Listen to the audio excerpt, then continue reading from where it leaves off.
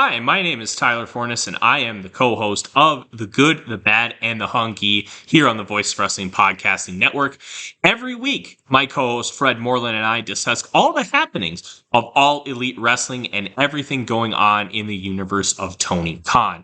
We talk about Dynamite, we talk about Rampage, and we will talk about Collision when the time comes as well, along with all the appearances outside of AEW from all the best talents in All Elite Wrestling. This is one of the more cohesive wrestling companies in the entire world, and we discuss every intricacy about it, including the unique booking of Tony Khan that is both a huge positive and a major detriment. Check us out every single Thursday here on the Voices of Wrestling Podcasting Network. This podcast is a member of the Voices of Wrestling Podcasting Network. Visit voicesofwrestling.com to hear the rest of our great podcasts, as well as show reviews, columns, opinions, and updates across the world of wrestling.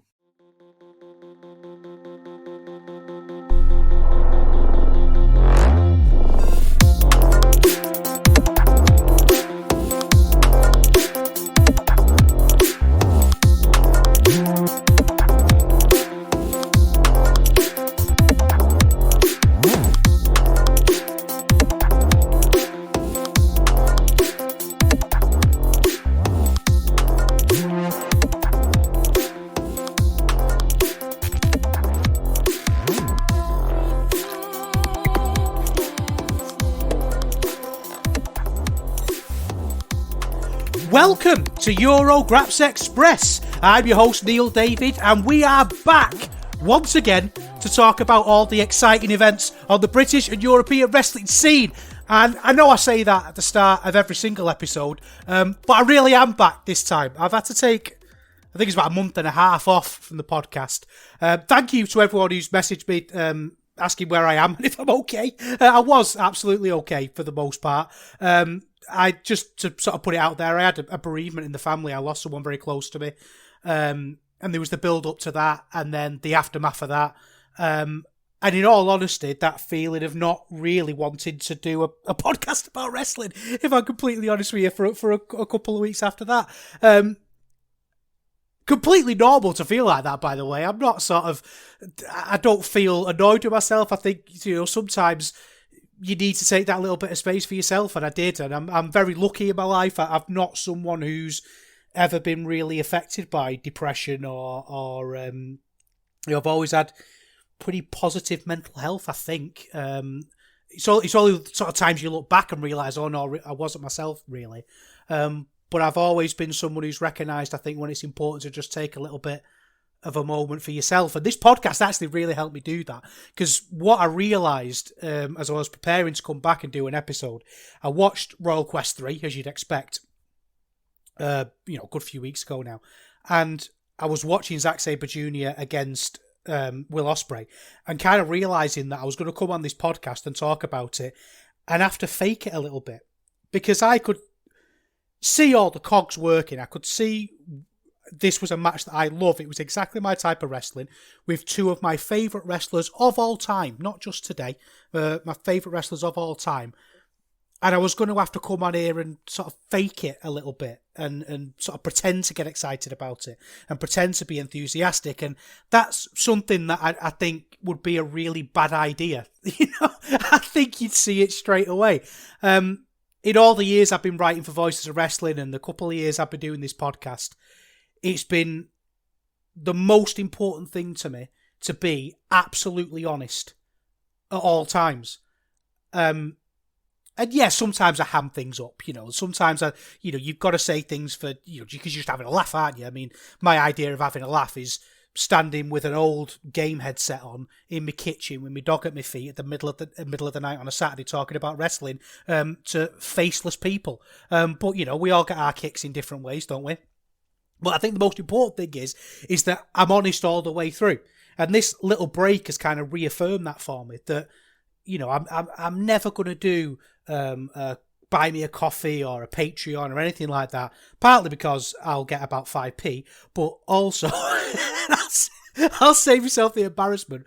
But also, I don't want to feel beholden to do these things. I want to do these things when I'm feeling passionate and I'm feeling excited. And I at 90% of the time, I do feel that way. There's just a short period in my life where I wasn't. So I took a bit of a step back. But I did go back and watch Zack Sabre Jr., Will Ospreay again.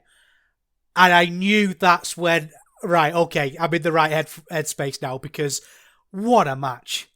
What an amazing match. And I had tickets to go to Royal Quest and I couldn't go. I think that was maybe part of it as well. And it's not like, listen, I'm not getting in. Obviously, it was important that I was where I was. And, some things, no matter how much you love something and no matter how important things are to you, and wrestling is important to me, it really is. It's been a cornerstone of my life for as long as I can remember. It's been something that occupies a lot of my headspace in a positive way. But there are some things that are more important, and you don't put those things up against each other. Wrestling just goes without even thinking about it. But I think obviously there was that thing of, I should have been there, really. That maybe influenced it, but that's, like I say, that's by the by. It is what it is. Went back and watched it and was just completely enamoured with that match. I'm not going to go into too much detail because I know obviously you've seen it now and it's been talked about to death and things, but I think what's missing from a lot of wrestling now, I'm sorry, I'm not going to go all full Cornet here, but I hope you understand what I'm saying, is that it doesn't, like that idea of having two stars against each other. And it's a funny one, this one, because we've seen Zack Sabre Jr. and Will Ospreay wrestle. I mean, how many times have they wrestled? Is it about 10 times now? Something like that? It might even be more, mightn't it? Because it's been going on a long, long time, this feud, a proper feud.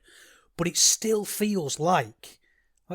cage match. Sorry, 26 times. Flip it. Oh no, that includes tag matches. Let me get it onto... I actually had an idea, by the way, that I was going to come back and change the podcast, and that I was going to, have a new theme tune. I've got a theme tune that I was going to have that my cousin wrote for me, and I was going to, be more professional and things like that. But no, I'm cage matching as I'm recording. Yeah, 14 matches, and it's crazy to think that you could put these two together and still get that feeling of star power. This match in particular is the highest rated according to the Wrestling Observer. This got 5.5 stars. I didn't give it that 5. I didn't give it 5 stars. I don't think you're crazy if you did. I think it's perfectly valid to give it 5 stars. I think I'm 4.5, 4 3/4. But what does that matter? I think it had that 5-star feel to it. I just thought the ending didn't quite tip it over the edge for me. I don't know what it was, but whatever sort of mini criteria that you can't even explain, it just had that pace that it's almost like a static pace in these matches where you're watching it and you can't stop yourself watching it. You're invested, I suppose, is the simplest way of putting it, but it feels more than that, doesn't it? I can be invested in Come Dine With Me. I can be invested in Coronation Street, even though I'm pretending I'm not, and my wife's put it on and I'm not interested. But it's that engagement, that active engagement where you're just completely into it the whole time. If you want my favourite Ospreay-Sabre Jr. match, I think it was the New Japan Cup one. I thought that was great, just the brutality, the submissions. It was during clap crowd as well. And, obviously both men quite gobby, so having a clap crowd wasn't that much of a hindrance for them, really. But yeah, what a match. It was just absolutely phenomenal. And there was just something about, I think, like I say, these two stars. You've got Ospreay, who's on the run of a lifetime. I saw something on X.com the other day about how every year it feels like everyone's saying, wow, Will Ospreay's having the best wrestling year anyone has ever had. In terms of that in-ring. And I know I've just said that, and in some circles that's a controversial statement. And I think if you don't think that Will Ospreay is one of the best wrestlers in the world, that's absolutely fine. But I think what we need to do is start understanding that you're not an idiot if you think that. Do you know what I mean? It's not stupid to think that Will Ospreay might be the best wrestler in the world. You're not stupid to think that Zack Sabre Jr. might be one of the best wrestlers in the world.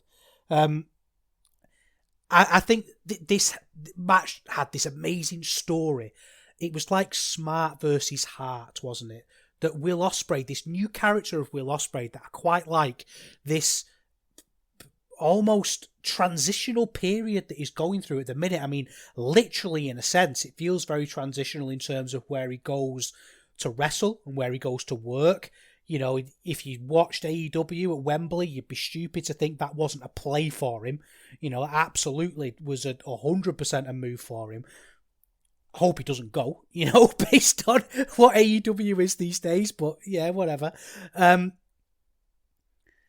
But he's also talking a lot in promos, isn't he, about how he's a father now. He's I think he's going out with Alex Winter, isn't he? Who's got a son or a daughter. I don't know. Obviously, they don't put that out there on Twitter other than what they've said in promos and things. It's not about business, is it? It's the emotion that matters that he's bringing into the story. And it's just so engaging to see him go through this kind of more emotional run that he's going through. And they told this all the way through with control periods in this match where he was just so confident. The way he was so cocky at parts that he had Zack Sabre Jr. and slowed the pace down and that sort of thing. And what little things that these two guys do, these active submissions. I don't know how else to describe it. But you never feel with either of these guys that they're just doing holds. Everything is wrestling from start to finish. And so many times you see these technical wrestlers who are being given limbs. It's almost like a performance. And sometimes that's great, you know, that liquidity that you get sometimes from workers that's really captivating. But I don't think that's what makes great wrestling necessarily. If you want to tip it over the edge like these guys do consistently, I mean, look at this from The Observer. They've got 1 5.5 star. They've got 3 5 stars, a 4 3/4, a 4.5, a 4 3/4, and a 4. You know, these are matches that are in the pantheon. You know, the cage match ratings are 9.34, 9.21, 9.21, 9.29, 9, 9.17. You know, these are crazily well considered matches by a huge array of people. And I think it's those little things that tip them over the edge. You know, do you know the one thing I don't like though about this new Ospreay, and I wrote this down in my book here, this Ospreay chant, oh my word, it's so forced. You know, talking about the opposite of what we're saying, about how these two people feel very real, feels very organic. You know, the story here of Zack Sabre Jr. essentially saying, you know, I led the scene. I led the British wrestling scene, not you. You know, you're the guy who everybody looks to and the name that's on everybody's lips, but I'm the one that took it forward. It's the natural beats of that story. It's so captivating to me. And it's, you know, he did a really good job here. And I have to say, I don't know if this is a controversial opinion. It's nothing against the guy personally, obviously. He seems a top bloke. Not generally a big fan of Chris Charlton's commentary. I know I'm on a little bit of an island with this. I don't like Kevin Kelly and Chris Charlton as a pair, really. I don't like them individually. I recognise that they're good at what they do. I completely recognise that. And I get that, like I say, I'm in the minority with it. But I think my issue with it is they get sometimes a little bit misty-eyed. They get a little bit, oh, shucks, and a bit... almost kind of like a forced reverence as to what's happening. You know, the way whenever there's a big match and somebody will be walking down the aisle and one of them will be like, Kazuchika Okada has not lost a match. It's just the way they sort of start talking with like a weird reverence. I hope you know what I'm saying there, because I can't really put my finger on it or explain it very well, which is, you know, good job I'm doing a podcast about wrestling. But I thought Chris Charlton was great. I thought Chris Charlton reined it in a little bit and just, you know, it really felt like he was naturally calling it the way it should have been called. yeah, just absolutely brilliant job. And from Gideon Gray as well. Now, you know I'm going to come on here and say that Gideon Gray's amazing and he's the Rick Mail of wrestling and, you know, he talk about his dress sense and things and kind of engage with the character that he presents. But what Gideon Gray is, if we can be serious, is an incredible, I should say, wrestling mind. And the subtle changes in his character here added to this match so much. And I think it showed an understanding of wrestling that I feel is lost sometimes. You know, the idea that you kind of have to put everybody over to a certain extent. And it's weird to me that this isn't more common because one of the things in wrestling that you hear so much is how great Jesse Ventura was as a commentator. And I love Jesse Ventura. And I know Gorilla Monsoon gets slated and all that. But he's the voice of my childhood, really. So I love Gorilla Monsoon. But what Jesse Ventura always gets credit for is the idea of him being absolutely honest at all times. He would always side with the heels. He would always lean with the heels. But in fact, not all times. 99% of the time, he was honest and he was realistic. He felt fair. That when there was a babyface who he didn't agree with was winning or was on top or something was going on, he would say, look, you know, the guy's a great wrestler. You know, the heel has to do this and he should be doing that and he should be doing the other.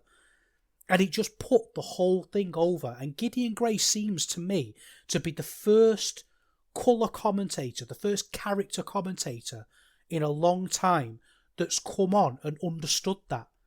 That he sided with Will Ospreay because he's in the same faction as Will Ospreay. He's clearly putting over Will Ospreay, saying that he's better, but at no point does he ever put down Zack Sabre Jr. He boosted him up. Because then when Will Ospreay won, it was more impactful. When Will Ospreay was having a control period, it was more impactful. When Zack Sabre Jr. was in control, it was more nerve-wracking. Well, depending on what side you're on, I suppose. This was one of those great matches as well where I love this tweener kind of style of wrestling these days. And it's something that used to really bug me when Cody Rhodes spoke about it. You know, like when he'd talk about how I'm not a heel, I'm not a face. But what he'd do is he'd do heelish things if the crowd started to boo. And he'd do face-ish things when the crowd cheered. And that's not what it is. This tweener thing is to just be who you are. And some audiences are going to love it and some are going to hate it, but you're a star either way. Not apathy, that's not what I'm talking about. Not inconsistency, but being a real character that you can breathe in. And I think these two just did it better than anyone. I'm just trying to see if I missed anything, but it's just, you know, the way they dodge the strikes and everything. Do you know what I mean? It's like it's not something that you can come on a podcast and get excited about in a way, but you're just watching this perfect match, almost perfect match, perfect work. And I love the Hidden Blade. I think the Hidden Blade at the minute is my favourite move in wrestling. The way it's got over, the way it's delivered, and it's such a good thing. And again, you don't get this very often in wrestling, that I know exactly how that move works. We've seen slow-mo replays of it where he's essentially brushing it over the top of the head of the opponent. I know that from a wrestling point of view, it's probably incredibly safe to deliver and to take. You know, especially for someone like Ospreay, he's not gonna mess it up, is he? Obviously, if I did it, I'd accidentally clob you in the head. But I've got spina bifida, so it wouldn't hurt that much anyway. It'd be like a weak little flick, but it seems safe for both ends. I know how it works, or I think I do anyway, and I still pop for it. It still feels dangerous. It still feels great to watch. And again, I'm assuming it feels all right to take. Don't want to take one. I'm not volunteering. So yeah, that's kind of the match that got me back in. And I've looked at the clock and I've sat and I've talked for 20 minutes about an old match that you've all seen. So we should probably talk about some current events. We've got a couple of Brit stars, or European wrestling stars, I should say, going worldwide. We've got some signed to TNA. You've got 2 wrestlers who've won the gut check test. It's kind of like a tryout, and they get to go and train with TNA. And that was Harley Hudson and Mike DeVecchio. Interesting that, because they've not been signed or anything. I don't think that's not what I can see anyway. Essentially, they're going to go over and train, and they're going to potentially be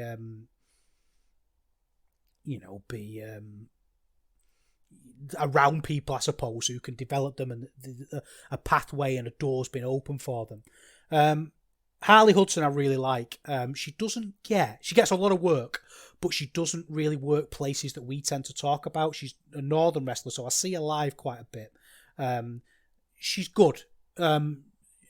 She's still feels like she's kind of at the beginning of things. She's not somebody who I'm ready to make a big opinion about, but she's got a great look. She's got a great character. She's very personable. She's got star quality to her, and her work's really good as well. And every time we talked about her, we've praised her. I think she's really good, and I'm not the only person to do that.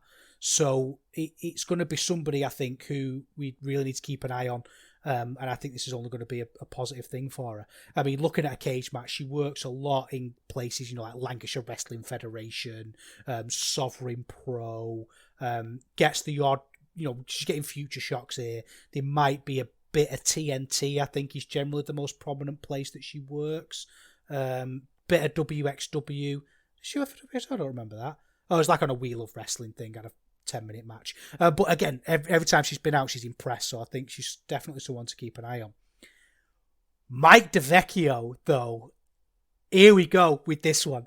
We talk a lot, don't we, on the show about it's people's time to sink or swim, and Mike DeVecchio is kind of at the point now, big old Mike D, where we have to see, don't we? We have to see. If you've not seen him and you've not heard us talk about him, he works in places like GWF. He got a bit of work in WXW as well. And he is what the flagship would call a dumb jock wrestler.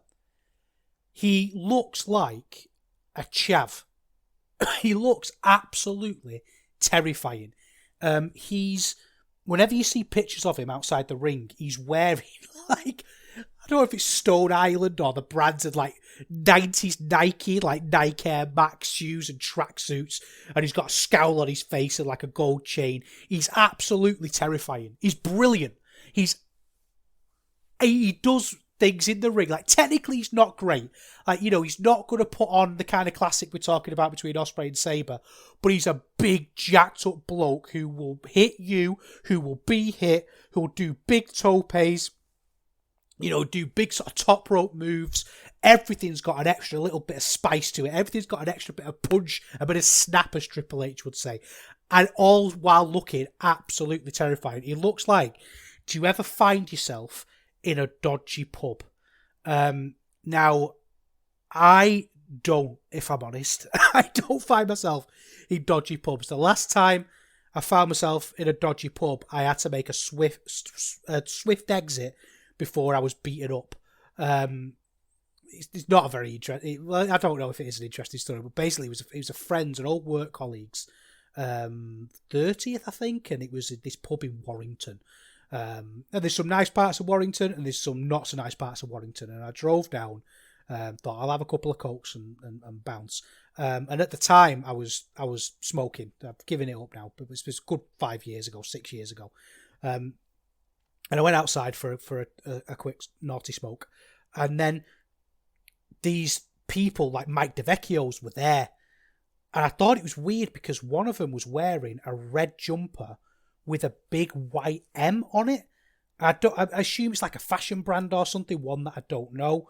It was kind of, I realised when he got up close to me that it was a design. It was a designer jacket. He was wearing a cap, but it was dark. It was, the middle of winter. And he came up to me and he asked me for my lighter, and I gave it to him. And I don't know why I said it, because I knew he wasn't. This is what's bugged me. I knew he wasn't. But I said to him, "Oh, I thought you were in fancy dress as Mario then." Because he had the M on his, and a red jumper with M on it, and his face just dropped. And I'm thinking to myself, Neil, why have you just said that?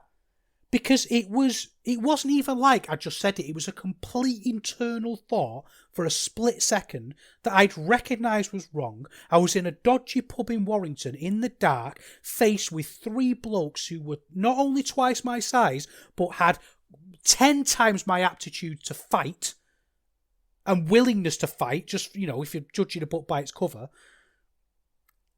And he got really annoyed, this guy. He was like going, what you on about? Or, but like, in Warrington, over the speaking Warrington, like, what you on about? However. But they're going like really, really going for me, this guy. And his mates were laughing their heads off, and it was really annoying because the more his mates laughed, the more angry he got, because I basically made a fool of this guy. I don't know. I don't make a habit of doing that to anybody. I don't like people who try and, make a joke about someone's appearance or dress sense or whatever. I don't do that. And I wasn't joking. I was being genuine. But anyway, that's what Mike DeVecchio reminds me of. Whenever I see him, I think of that story, because one of the blokes looked like Mike DeVecchio. So in the end, I just sort of went inside, and I could see them laughing. And I told the work colleague, yeah, just nip into Lou, and then got in the car and left. And I've not actually... because it was an old work colleague. I was kind of like, I left the year before, and a few people who worked there were going, so I went, and I've not spoke to any of them since. So I don't know if something happened, and I don't want to know either. I don't know why I've got onto that. One of the things I didn't like about this gut check, and this might sound a little bit strange, is it was I just don't like the concept of it, really. This idea of, you could come here, try your best. Are you good enough? And you've got to give it your all and do the best audition, tryout thing you can. Auditions, I think, should be behind closed doors. I really do. I don't like performance centre stuff. I don't like developmental stuff the way it's done. I think all of that should be done out of sight. And you could see the difference here between these two. And again, this isn't necessarily a criticism, because there's lots of time for this to change. But Mike DeVecchio looked into the camera, and he was like, he was saying things like, this is, I deserve to be here. This is what I've been waiting for. He had this fire in his face. He's like, you wait until you see what, how much I'm botching this, but you know what I mean. Like he was in character, basically. And then it cut to Harley Hudson talking about it, and she's just like, "Oh, this is everything I've dreamt of," and it was a bit non-kayfabe. And I'm just a little bit wary of that kind of NXT style of shocked face kind of presentation of wrestling, which might not, it might just be a little throwaway moment that I'm reading too much into, but there you go. But the big news from TNA is they have apparently signed, this isn't a gut check thing, they've signed Leon Slater. Now, I can't find any details about the deal, it's just that he's been signed. I think that's a fantastic get for them, and I think it's a fantastic get for Leon Slater. I think it's great that he's signed with TNA. I think that's perfect for him. I think what we need to start doing with people like people like Leon Slater, is pacing them a little bit. That's how it's got to be. They've got to be paced. He's been able to build himself up gradually in RevPro. He's demonstrated to everyone that he has star potential. He's got a great look. He looks cool. He carries himself with just that modern kind of attitude that, somebody like me would never think to do. Everyone's going to look at him and think that is a very... I'm sat here making the point, and I'm saying he's a very hip individual. Do you know what I mean? Like, that's how out of it I am. But he wouldn't use that word, would he? He'd say, he's I don't even know. He's mustard, as they would have said in Victorian times. He's just, an incredibly captivating worker. He's had great matches already, but the worst thing that could happen to him now is for him to be plucked up by the big grasp of WWE anyway, they can get in the bin, but even AEW now, big companies come and grasp him and throw him somewhere. He needs to work his way up a little bit, and for him to be part of TNA at the minute feels very exciting. It feels like there's a lot of changes going on there. I know we've said all this before, but it does feel different this time, doesn't it? It's just very, very exciting for him to be part of it. and he's going to learn and improve there. And I think the sky's the limit for Leon Slater. I really do. So it's great to see him there. But anyway, I think we should talk about some wrestling. Now, as I said, I was looking at the format of this and thinking if I'm going to change it, if I'm going to start, talking about things in a different way. And then I watched a load of wrestling over the last week or two. And I've watched a Purpose wrestling show and a RevPro show that I want to talk about. They're the two that captivated me the most, and I've got the most to say regarding. So let's sack off any change. Let's not change at all. Listenership numbers could stagnate, could fall, could rise. I'm never changing. It's like, I think that's important sometimes. I think things are too quick to think, I need to evolve, I need to get better. No, you don't need to get better. You need to stay the same. You need to do the same things you've always been doing. And I've always been a big advocate of that, by the way. I get a lot of people who laugh at me when I say that I still play things like Warhammer. I still watch Batman the Animated Series. And people go, oh, haven't you grown up? Or, words to that effect. And I just think, well, those things haven't changed. A Gloomspike Git is as cool as a goblin was 20 years ago. It's the same thing. It's not the goblin that changes. It's you. You lose that little part of yourself. I have no idea what I'm talking about. So I'm going to get on with talking about a bit of wrestling. We're going to talk about Live in London. Was it 79, I believe? And then we'll talk about not the Purpose show that's just happened, because that's not up on VOD yet. We're going to talk about the one before, because I missed that out, and we can get ourselves ready for that next one.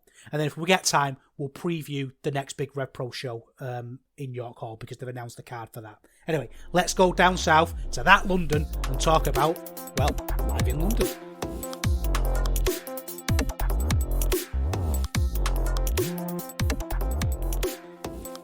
It's such a weird thing to take a bit of a step back for a while, then go back in and look, because you look at just this Live at London card from the 229, and it just, look at, you've got Michael Loku against Luke Jacobs, Sunshine Machine against CPF, you've got Shigehiro Irie against Ricky Knight Jr., you've got Robbie never mind.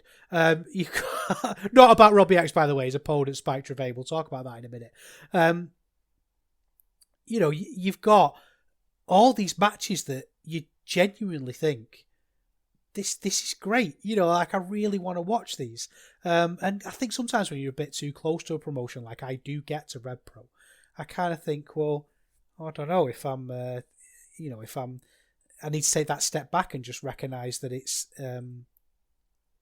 that how great it is, I suppose. So let's have a look at these matches then. The first one, well, in fact, let's not talk about the matches. First thing we have to start with, and I'm sorry that I've not talked about RevPro for a good 6 weeks, and I'm going to start with something that I don't like, and I want to remind everyone that I do like this promotion. This is the promotion that got me into wrestling criticism. This is the promotion that in a lot of ways changed the way I think and appreciate wrestling. What is it with these weigh-ins? This started because Shah Samuels is going to be in the main event with Conor Mills for the Cruiserweight title. And they're making this big deal about doing a weigh-in with Shah Samuels to end any doubt about him being a Cruiserweight. And I think that Andy has got a bit of criticism for this. And I know I've been quite heavy on it, but I've heard it from other people as well about this obsession with weight. And he's sort of saying that he's going to end any doubt that he's a cruiserweight. I believe you that Shah Samuels has slimmed down to be a cruiserweight. Just about. I'll accept it, okay? For the purpose of the match. Maybe it's just a comparison thing. He looks really slim, Shah Samuels, at the minute. He's in great shape. I believe that he's under 225. There is no doubt there, Andy. Because it's wrestling. Look at what they did with Shingo. Shingo went in as a junior heavyweight, and then just one day they went, oh, he's a heavyweight now. And he's a heavyweight. No one really cares. The criticism of RevPro and weight doesn't necessarily come from the wrestling. It comes from them going on about it and obsessing about it. It's like, have you ever tried stand-up comedy or tried to make people laugh in some way with a live audience in front of you? Like some sort of improv. The worst thing you can do in those situations when a joke doesn't land is tell it harder and keep telling it. And that's what they're doing with the weight thing. It's got weird. They want it to be a thing for some reason. It's not landed and they keep doing it. And I swear down, the scales they were using look like they've been bought from Argos 20 minutes before the weigh-in. They were bathroom scales, sir. Mr. Quilden, they're your bathroom scales. If you want me to take this seriously, the idea that you take weight classes seriously and that weight matters, don't bring on a pair of bathroom scales. Because when I get on them scales, it tells me I'm about 16 stone. So we all know they're lying. We all know they're not accurate. Reminds me of Royal Family, that joke. Have you seen it when is it Cheryl has sent her scales back because they weren't accurate? Anyway, just don't do the disc. I thought what they were going to do is, because they said if he did make weight, they were going to give him time to make weight. And I've got a vague memory, maybe Lee Malone, if you're listening, you'll probably know this better than I will. But wasn't there an angle where Disco Inferno did that on him on Nitro, where he didn't quite make weight for a cruiserweight shot and he had to go on a treadmill, and Bobby Heenan was talking about whether he'd be able to do the match because he might be exhausted.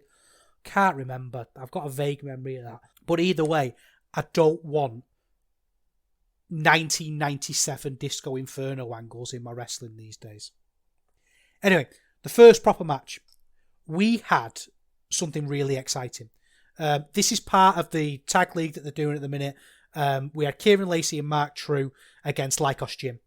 I'm really glad in RevPro they're just saying Lacey and True. They're not, what they called in Purpose, Teens with Attitude. I think you can kind of get away with that in Purpose a little bit more than you can, but it's a rubbish name.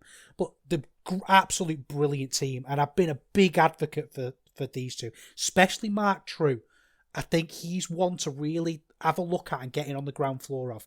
He's very rough and ready at the minute. He's not a finished product by any stretch of the imagination, but he gets the little things. His character's really interesting. His looks great. He's put a lot of weight on as well, it seems, in recent months. He's in terms of muscle, he looks a lot better than he did. Because he's getting older, isn't he? He's still probably like 19 or something stupid like that. I love the fact they don't have an entrance, if you get me. I don't know if that makes sense, but the way they come out and they don't feel like they're doing poses. They don't feel like they're, going through motions when they come out. They just come out and they're cool and they're intimidating and they're natural. They're just so cool, like with the beanie hat on and the necklace. I find it really difficult. Like, I'm really glad that sort of nerdy, kind of geeky stuff has become cool now because, it's just, I can sort of find my own little niche, and it's my own little corner. Because when I look at people who are actually cool, like Mark True and like Leon Slater, we were talking about before, I realise that, I'm not even close. I like this new Lycos as well. Lycos Jim are kind of just, they're good wrestlers again. There's none of this baking tray stuff. There's none of the they were doing the Jimmy's spot from Dragon Gate, with the sort of the rubber rope. I don't even know what you call it. It's like a big rubber thing. They're not doing that sort of stuff anymore, and it's really good. Just a great match. I think that, there's a little thing in this, like Mark True needs to learn to milk things a little bit more. I think Kieran Lacey's probably a better worker out of the pair of them, but I think Mark True's got a higher ceiling. But when this got going, the speed of it, as you'd expect, was just absolutely captivating. There'd be all sorts of speedy reversals, and then they punctuate with pile drivers and that kind of thing, and just that sort of whiplash kind of wrestling where you'll be running, then suddenly stop, and you really feel that impact all the more. Again, a few things were true. Timing was a bit off in places for spots that they clearly thought about before, but he's ready for the RevPro bit now. He's ready to be wrestling at the 229. He's had great matches in Purpose, and I think he's ready. I don't know where else he works, to be honest with you. He's not even got a cage match. Let's see if he's got an X.com. What kind of places? I know he's a southerner. I think his hair as well helps a lot. He had a very sort of meet me and McDonald's haircut for a while, but now he's got a bit more of a chavvy haircut and he looks really good.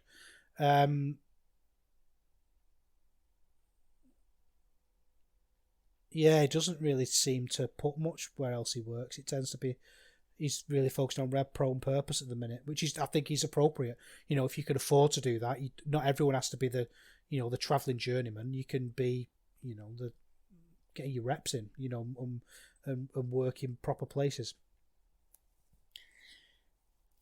One thing I wish they'd do. I'm hesitant to say this. I don't know if this comes under the RevPro production values because I've got to put a tenner in the jar every time I talk about that. Because they're still crap, by the way. As bad as they ever were. Same as it's always been. Can't hear the commentary. All that business. You know exactly what to expect. And what I wish they'd do is graphics.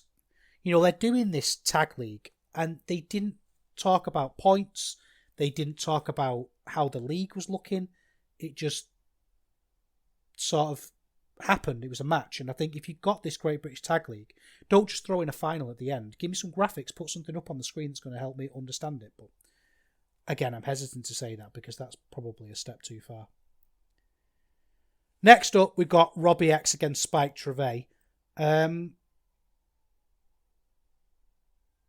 Spike Trivet's story in RevPro is that he wants to be remembered. I mean, he's the Progress champion, isn't he?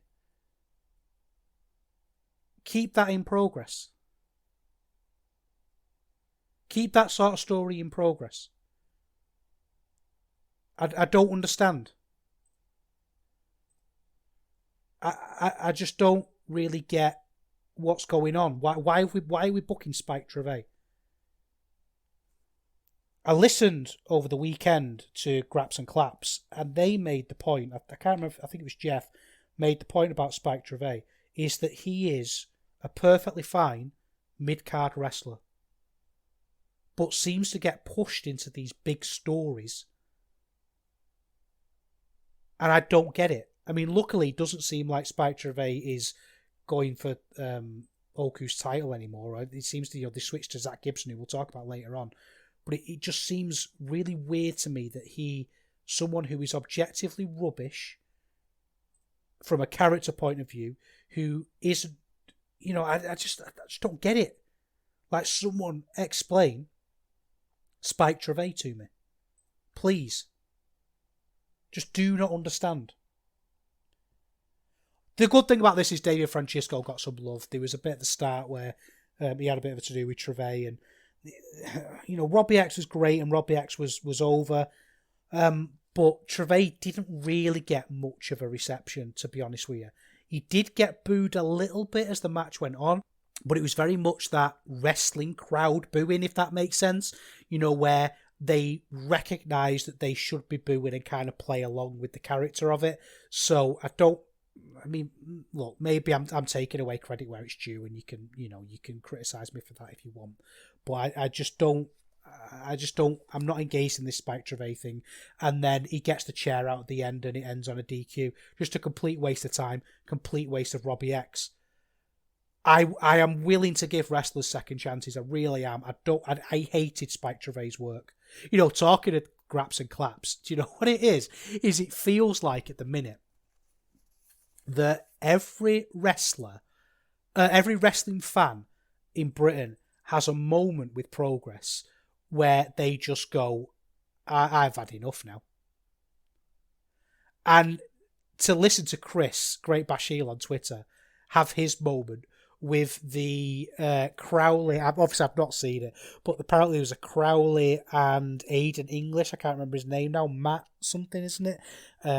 and they had the most dramatic match of all time, and there was a clip going around of them basically competing to see who was the most dramatic, like rolling around on the floor and banging their heads on the turnbuckle and things like that. And it feels like everybody has that moment with Progress where they just go, right, I'm done. This is too stupid for me now. And even though this is one match on a card, I can't support this anymore. And it's kind of like I had that moment with Spike Gervais. Remember, it was probably 18 months ago now, wasn't it? Where it was the match with the trampoline. And you almost watch Progress sometimes in disbelief at what they're doing, don't you? And it's nice to be separated from it because you can kind of just laugh at it. But you just watch it and just go, who thought this was good? Like, have you... In wrestling, we have that phrase a lot, don't we, from WCW about lunatics running the asylum. And I do sometimes wonder if the lunatics are running the asylum a little bit. At Progress, like, is anyone saying to these wrestlers, no, you can't do that? It stinks. Who knows? Anyway, I've not seen it, so I shouldn't comment. Next up, we had a tag match. It was Kanji and Danny Luna against Mercedes Blaze and Alex Windsor. Luna got a great reaction here. I think she's been a massive success story for RevPro. She's very, very much over, and she deserves to be. I think she's had a great year for RevPro. She's been really good. I did forget, to be honest, that Windsor was playing heel, and when she came out and was being a bit heelish, I think she's got a bit better at it. I think she's a little bit more subdued, a little bit more natural, and it's working, but I still don't get it. I really don't.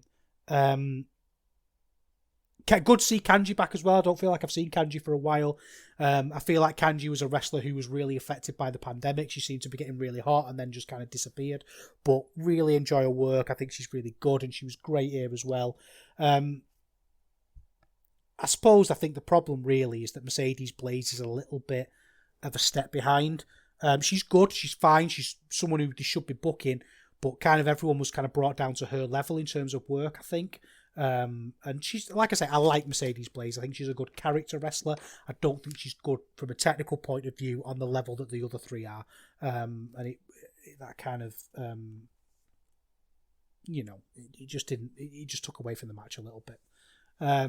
Little bit of shenanigans at the end, like people accidentally being hit and stuff like that and causing friction and that sort of thing. But we'll talk about how to do that later when we talk about Purpose, because they do it better than anyone.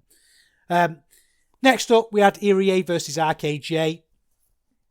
We've litigated RKJ a little bit. I mean, this was a perfectly good match. I don't think anybody's going to go and call this match of the year or anything like that. But it was good. It's 3.5 stars, slightly better than average.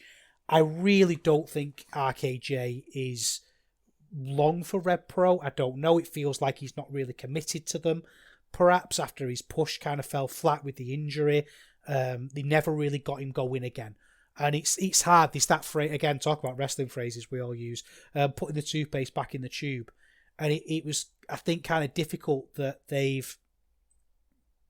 got him going. He didn't quite get the payoff, and then they've had to sort of ease things back. And then there was the championship run that was a bit lame.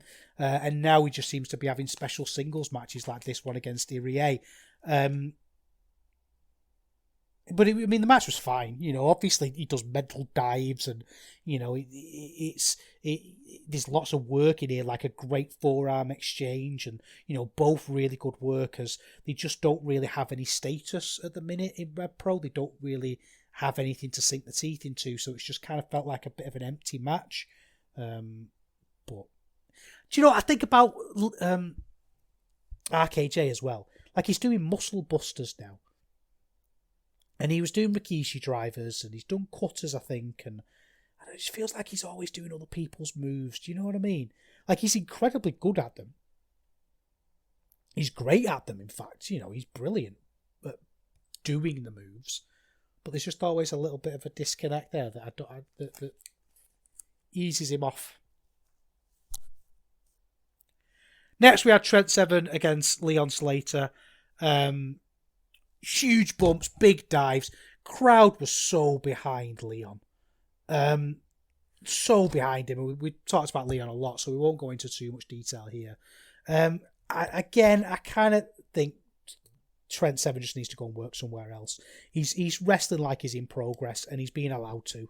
There's a thing now where after Fantastica Mania, he's pretending that he's a luchador, and he gets a luchador mask out, and the commentators go along with it like, oh, who's that? And we've just seen him put the mask on, and it's a little bit stupid for me.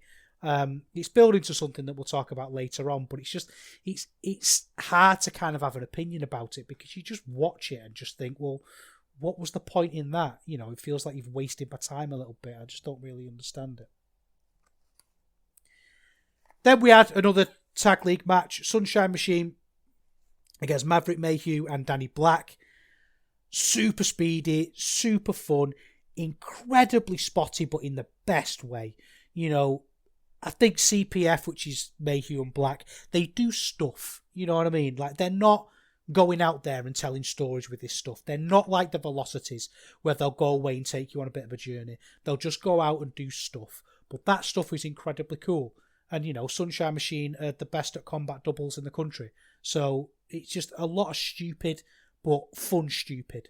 There was a moment in this with a razor's edge into a double cutter. And it's just that spot kind of sums the match up, I think. It's just a little bit stupid, a little bit silly, but perfectly fun. Perfectly fine for the live crowd. Okay, main event time. Luke Jacobs against Michael Loku. Now, I'm not one to moan about getting good matches, because this match is...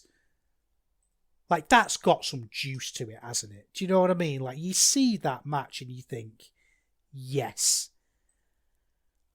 I just don't know why now. Do you know what I mean? Like, why is he having a title shot now, Luke Jacobs? To me, Luke Jacobs should have a bubble around him now. It should be like, right, this guy's our next champion. What are we going to do with him? Because the Oku match should be a huge match. And it just feels here on this card.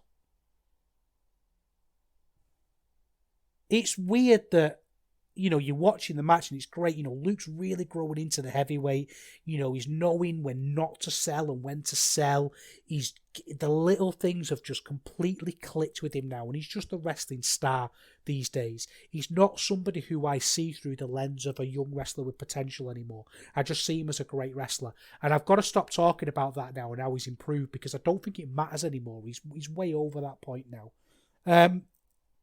He had great trash talk. And nobody in the world does the beat down and the fight back better than Michael Oku. And I thought this match was really, really good. And it's sort of classic Oku in a way, because it's a relatively long match. It was, according to Cage Match, 30 minutes. So it was a proper heavyweight title match. But it was that Oku almost winning by attrition. The idea, like, he's like Muhammad Ali, isn't he? That you've got to knock him out, but you can't, no matter what you do to him. He's not going to come for you and fight you and beat you. He's going to wait until you've absolutely exhausted everything that you've got. Small package at the end, which probably isn't the best way to end it. I thought it just sort of ended, but really, this was for Zack Gibson to come out and do the challenge. And that's what makes it weird about it being Luke Jacobs. I don't know why. You think about storytelling and how you tell stories and how, think about it from something separate to wrestling. And there's certain rules in filmmaking and in writing novel stories, whatever you want to do, that don't always apply to wrestling, because wrestling is very much a unique medium. But I think there's a couple of rules that more wrestling bookers and promoters should think about. And one of the key rules in writing is you question why everything is there. So you need Oku to have a match. You need him to have a big challenging match where Gibson is going to come out and challenge. But you need, you've got a main event to deliver. Who can he go against? And is that the best choice? And I don't know why Luke Jacobs was the one for this. I'm excited to see Zack Gibson back. I am. I think, he's putting some promos out on Twitter, and he's one of the best promos in the world, Zack Gibson. He's back to doing the Liverpool #1 thing, which is great. And just seeing him do that in Manchester, back on those Progress shows, like we not Progress before, and it's easy to knock them, but we've got to recognise, haven't we, how important they were for a lot of us for a long time. And that Liverpool's #1 promo that he did in Manchester, the crowd just booing him, like, hoarse booing, just absolutely killing the throats to make the feelings heard. And he comes out and he makes the challenge, and it's exciting, to see the idea of seeing Zack Gibson against Michael Loku. Zack Gibson's a great wrestler. It has to be said though, and we have to say this for all of them, we always do, you went to NXT UK. Got to talk about it, haven't we? You went to WWE. And we've got to have that moment. And I feel quite strongly about that. And some, you might think it's beating a drum. You might think that it's maybe just get over it, Neil. And I get that. And maybe I should just get over it. But it bothers me when you see people like Luke Jacobs and Michael Loku who have taken the scene forward from NXT UK, who have stayed and have really made RevPro what it is. I don't mean the scene, I mean RevPro. Look at what RevPro have achieved since the pandemic, since those shows they were doing, up until now, and how far that ball has rolled, way further than anyone ever expected. And it feels like RevPro has a voice now, its own voice, its own unique voice.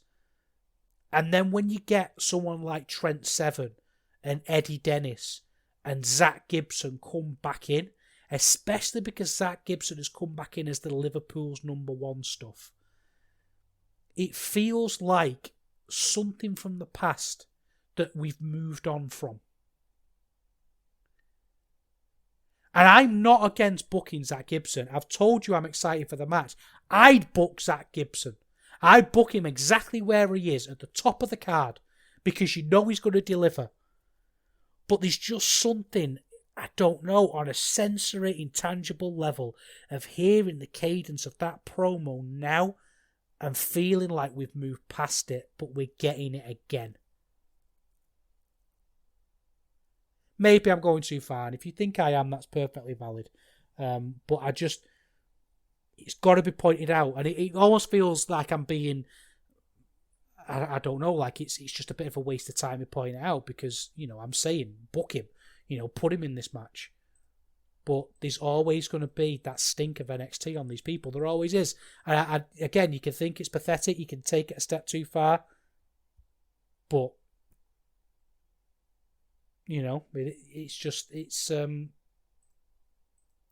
it's there, isn't it? It's present. It's always present. Anyway, on to the main event. We had Shah Samuels against Conor Mills, as we expected. Straight to brawling, which no one could see, which kind of killed the crowd reaction. But there was, lots of action. A bit of a struggle, really, I think, with this, to be fair, because the last one was a clear main event. I wonder if why wasn't this the semi-main? The match previously, the Oku Jacobs match, felt like a main event. It had the challenge at the end that felt like the way they would end a show. So to kind of get people going again was a little bit weird.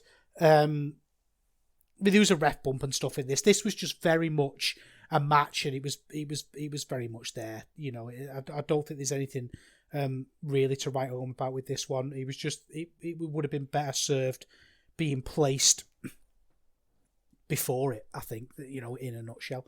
But that's RevPro. I think what we should do is very, very briefly talk about their upcoming show at Crystal Palace National Sports Centre.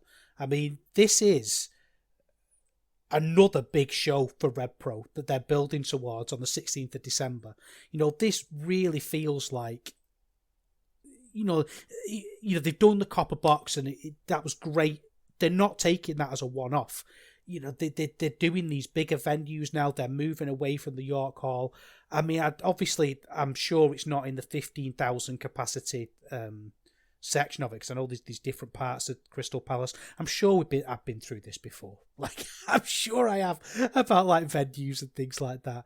But it's oh no, here we go. The sports arena. Oh no, it's not going to be 25,000, is it? That was proposed. But yeah, anyway, they're building it up like it's going to be a big show. We'll find out. I'll do my homework and find out for you next time. But we've got some pretty tasty looking stuff with this one. You've got the big one for me is Ishii against Luke Jacobs 2. That's going to be phenomenal. That first match was one of the best matches I've ever, probably actually the best match I've ever seen live, I would say. I've been lucky, I've seen some cracking matches live, but that one was really something else. Then you've got Will Ospreay against Gabe Kidd. I mean, again, both wrestlers have been through a big evolution since they last faced each other. Really exciting. Volador Jr. against Trent Seven, who cares? You've got Connor Mills against Leon Slater.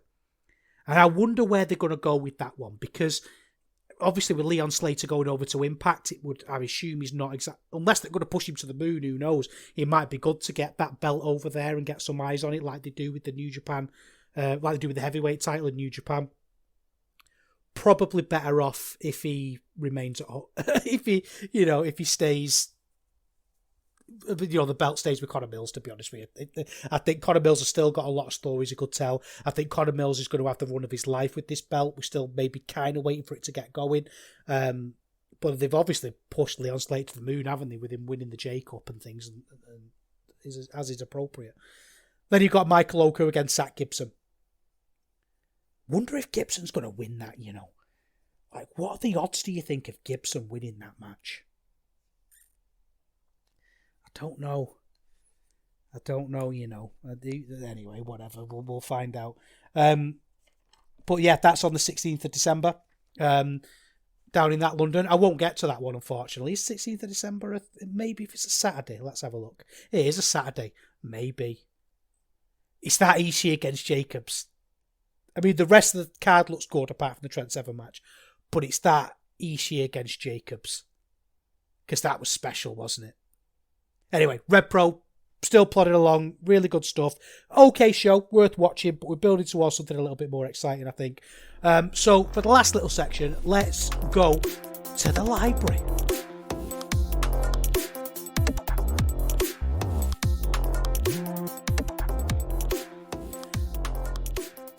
I talk about purpose a lot, and I don't really make any apologies for that, because I think sometimes what purpose do is articulate how I want wrestling presented in ways that I can't always do it. Sometimes I'll watch a purpose show and I'll go, yeah, that's what I'm on about. That's what I mean. So, for example, you've got Sky Smithson to open with against Amira. And Sky Smithson here is the same Sky Smithson you see pretty much everywhere. She's this bruiser, she's tough, she's going to kick your ass and all that business. But the difference is, it just feels a little bit more real in purpose. She reacts to the crowd in a much more organic way. She's clearly a very tough individual. She's clearly very intimidating naturally, but she's allowed to be that natural kind of intimidating. She's not doing the stuff that she does in the Legion in RevPro, where it's all like corny grimaces and growling and that kind of thing. I think it just works a lot better. Blair was doing this thing where, she's coming out and she's saying that she's, her foot, she can't wrestle. Obviously not really my sort of thing, but actually when the wrestling started, it was really good. There was some brutal offense from Amira. The way she absolutely battered Smithson and got battered by Smithson in return was great. And I found myself, thinking, why can't we have this Sky Smithson in RevPro? And I think it's always the same with the women's division in RevPro. You find yourself watching it thinking, this could be better. Do you know what I mean? Look at the talent that you've got. It could be better. But yeah, it is what it is. It was funny at the end of this one because Amira Blair put her feet up on the ropes and won, and she almost seemed shocked that she'd won, which I thought was really interesting. You know, like almost like not shocked that she won. Sorry, because you see that all the time. That's not interesting. That's bad. But almost like she regretted it for a second. She came round a few seconds later, but there was that moment of like, oh God, I've cheated and I've beaten her, and that's another thing that I really love about Purpose is that they always recognize when things like they don't like if something's happened they talk about it and they recognize it. Like afterwards you had I think was it Sapphire Reed with her at the end, or was it Maya Matthews? I can't remember. I think it was Maya Matthews, and she's saying like, but everybody saw you cheat, you know, like there's going to be consequences of this, everybody saw it. And I that sounds like such a stupid little thing. It sounds like such a little bit of nonsense, but it really makes a huge difference.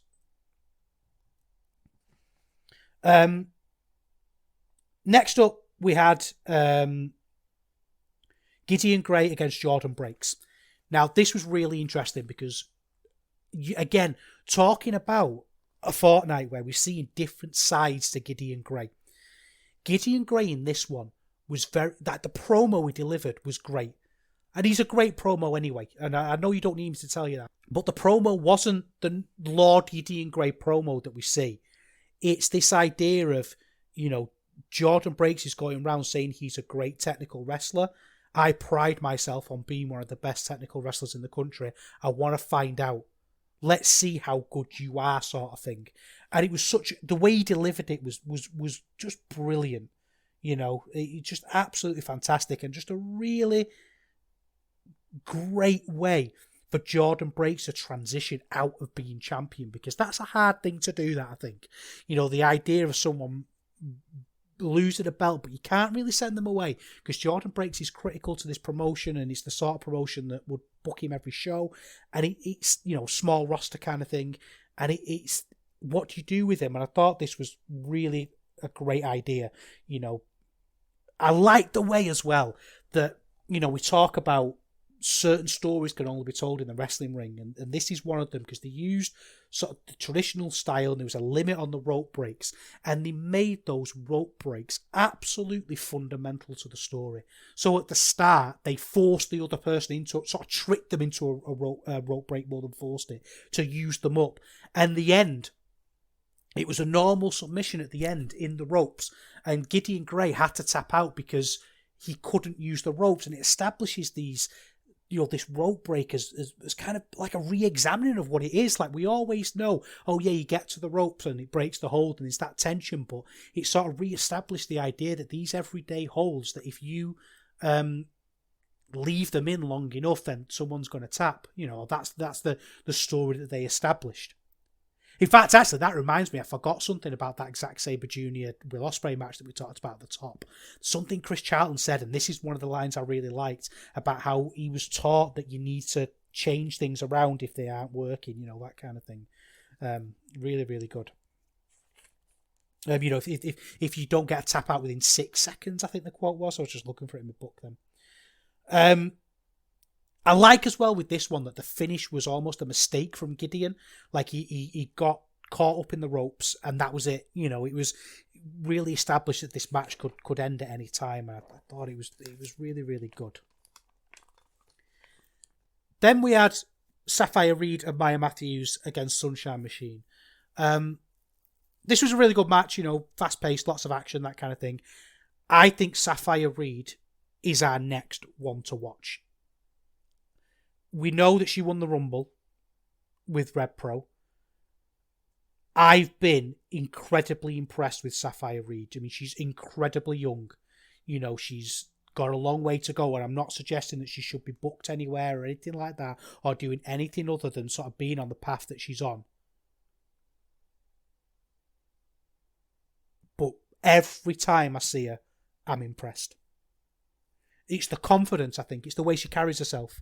You know, she's obviously great at the wrestling too. You know, the fundamentals are there and all that business. But there's never anything shaky with her. She absolutely commits to everything that she does, and it works really, really well. Next up, we had the blow-off of a feud that Purpose had been developing for a while. We had Michael Loku against David Francisco himself. What a pair of wrestlers to be at the top of a feud. This match, Francisco's wanted for a while. They did the unsanctioned thing, and he comes out in his jeans, and the way the pair of them are looking at each other. Francisco had this look in his eyes as he's taping up his wrist of this is, you're trapped in here with me kind of look about him. And Oku knows how to play it back, and he's looking back at Francisco, and he's got that trying to stay stoic, trying to stay confident kind of look. Just absolutely brilliant. They absolutely killed each other in this match. The belt shots, and not the bad belt shots, the good ones, with an actual leather belt, were awful. The pair of them, just really battering each other. Just those very primal images of someone being punched in the face as they're bleeding. The way Oku sells it as well. And Francisco took a bump through a table in this. It felt like the table just disappeared under him. It just, a thud. I bet books fell off the shelf. It was that harsh. Just an absolutely stunning bit of violence. Really good match. This was the match of the night, I thought. And it's a tricky one because it's part of a story, I think. You need to have sort of kept up with it for a while. But just that table bump, just absolutely phenomenal. There was James Farrell against JJ Lynch. This one, again, talking about telling logical stories that you get into. James Farrell, the idea behind him is that he's the best technical wrestler and he wants to show proper wrestling. He's a bit of a Zack Sabre Jr. knockoff at times, but he's a little bit more violent than that. He's a little bit more, it's less kind of cocky and more kind of assertive. It's a very subtle one. And it's against JJ Lynch. And he wins this match, James Farrell. He wins it relatively easily. JJ Lynch was great. Something about JJ Lynch in this, again, talking about the little things that you learn that you never see anywhere. JJ Lynch sold fear. The idea that James Farrell's trying to put him in this, sort of tie him up in some sort of hold, and that he could do these facial expressions that showed he was desperate to escape it. It wasn't just him using moves to get out of things. It was the emotion that came behind it that worked absolutely brilliantly. And I'm watching it and I just thought, it feels like he's on a path for Jordan Breaks. And then they announced that match at the end. He challenges Jordan Breaks. It's just brilliant. Really, really good. You feel like you're watching a proper book promotion. And it's not like it's predictable. It's weird, isn't it? It's hard to do that, I think. To get you thinking, oh, I really wish I could see this. And then they just give it you. And there's a lot to be said as well for giving the crowd what they want. It's a very WWE thing that's infected a lot of companies, I think, that don't give the crowd what they want, weirdly. And, it's a fine balance, isn't it? You don't want to give them everything that they want, but sometimes you need to. And, Jordan Breaks against James Farrell is going to be really good. Next up, this is an exciting one. We had the Velocities against True and Lacey. Now, I was really excited for this one. I don't think it quite delivered on the level that I was expecting, because I was expecting it to be one of the matches of the year, and that's unfair, perhaps unfair of me to point that out. But what it was incredibly fun. And it's one of those matches that you find yourself watching it going, how do people get this fit? How do people get to the point where they can move that quickly for that long? Watching Silver run the ropes was just, brilliant. The speed here is exactly what you would have expected. Double springboards into cutters, both teams timing the tags perfectly. This was one of those matches that had to be a tag match. It was built as a tag match. And I know that sounds really stupid, but Velocities, I think that's their strength. You don't ever feel like you're watching two singles stars wrestling together. They're a proper tag team. And that really, really came through. And it was great. Finished so quickly, finished as quick as it started. He was sort of a get in and get out kind of feeling, spot fest, but in the best way. If you could use that as a compliment, that's how I'm using it, and not as a criticism at all. Really exciting match. Then, main event was Bullet against Nino Bryan. I'm still a little bit on the fence about Nino Bryan. I like him. I think he's good. And I like the fact, again, talking about recognising what you can see in front of you. Bullet said, you're a skinny rat kid in PVC shorts. The idea that these wrestling veterans would look down on someone like Nino Bryan, yet he'd always overachieve. And that's kind of the story. And I like that story and I'm going with it. He's asking Bullet in the promo, are you really on this championship level? They recognise the questions that people are going to ask and then they answer them, by saying, yes, he is. I'm just not quite sure I believe the answer yet with Nino Bryan, but, well, if you look on Twitter, maybe there isn't as much time as we thought, but he's somebody who's definitely got something, hasn't he? He's definitely got something there. This was what you'd expect, he was absolutely dominant, you could see the thigh slaps a mile away, but it didn't matter because was taking these Nino Bryan was taking these brutal clotheslines and hits and stuff. Really exciting match. I think it's really hard to do what Nino Bryan is doing as a champion. You've got someone like Michael Loku who can do it. That we said before about the attrition. Like he could just pull things out at the last minute, and get that. They've got this tornado DDT over for him, where he just drops this DDT and wins. And he did that here. I don't know. We'll see about Nino Bryan. He's definitely something there. I'm glad they've given him that shot, and we can see a little bit more. But we'll see what sort of pathway he gets on. All right. That was Purpose Wrestling. That was Don't Fear the Reaper. Now, the next show has happened and is due up on their Patreon apparently any day now. And I always watch these the day they come out, and I encourage you to do the same. So, definitely check that out because this was, again, another really good show. And the shows are like 2 hours as well. They're like two and a bit hours. Well worth it. All right, let's wrap things up.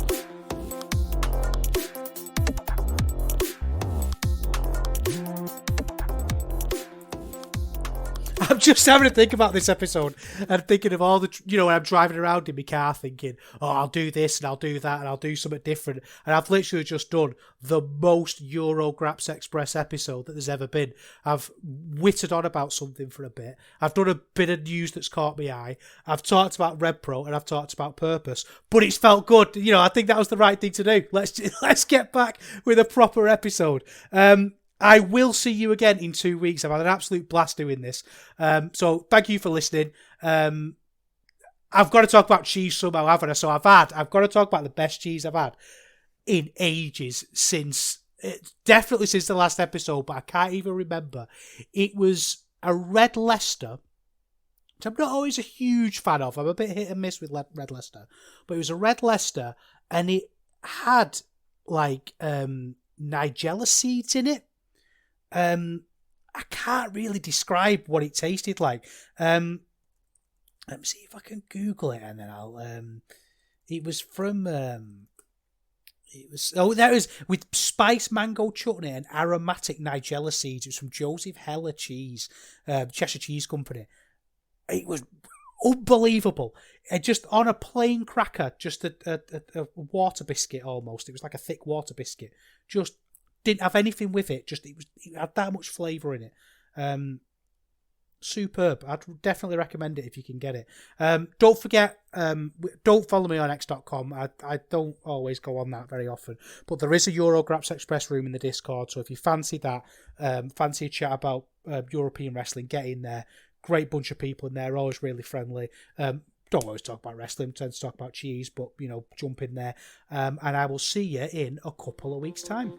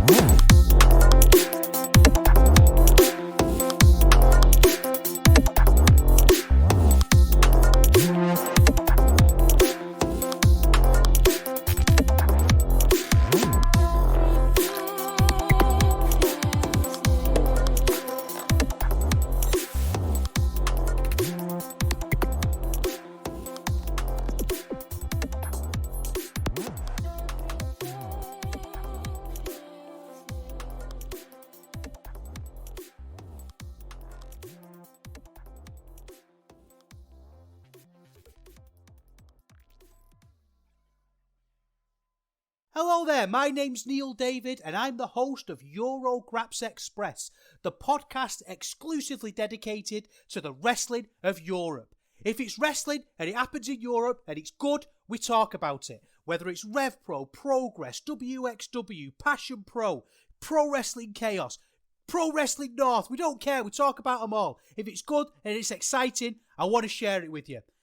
We're on the Voices of Wrestling Podcasting Network. Check us out on the feed. Check us out on Twitter at EuroGrapsEXP.